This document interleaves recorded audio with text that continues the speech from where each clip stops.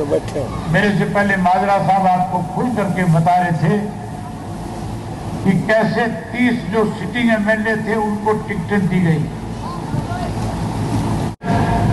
Sitting MLA जीत सकते हैं, लेकिन सिटिंग एमएलए में अगर 16 की टिकट नहीं काटी गई तो ये 16 सीटें कांग्रेस के हाथ से निकल करके भाजपा के हाथ में चली जाएंगी।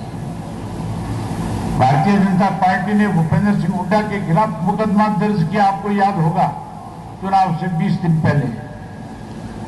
और मुकदमा दर्ज करके उसको बुला करके कहा गया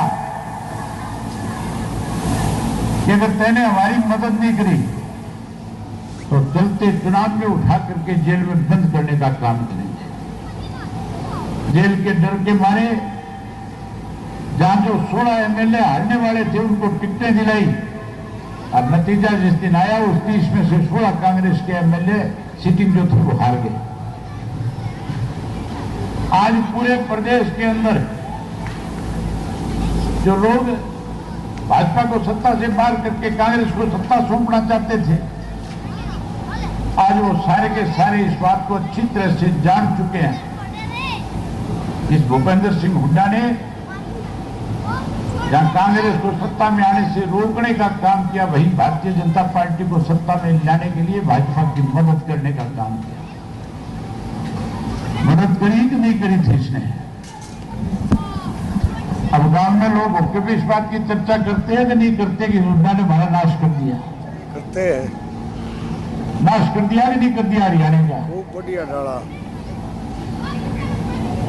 और फिर अगर आप इस बात को मानते हो, जानते हो, समझते हो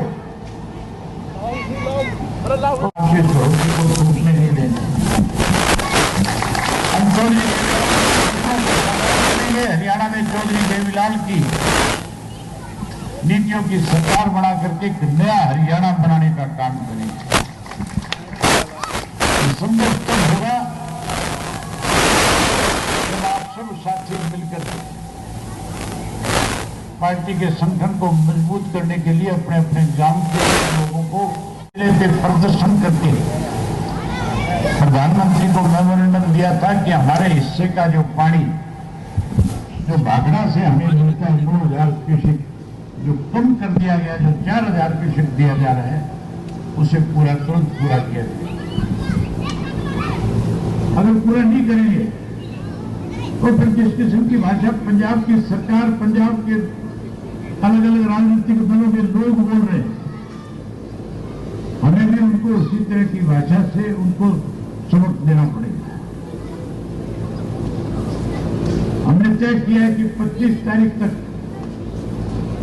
या तो हमारे हिस्से का पूरा पानी हमें दे दिया जाएगा। अगर पानी देने में कोई आनाकानी करी तो फिर पंजाब से, हरियाणा से, जो पंजाब के लगते हुए जितने भी रास्ते हैं, हम सांकेतिक एक दिन के लिए वो सारे रास्ते बंद करने का काम करें। आप मेरी बात से सहमत हो कि नहीं हो? तो सहमत हो तो फिर आपके जिले की जहां ड्यूटी लगाई जाए, वहां अपने जिले से हजारों की संख्या में किसान साथियों को लेकर के आना और मोर्चा लगा करके एक दिन सांकेतिक रूप से बैठ जाना।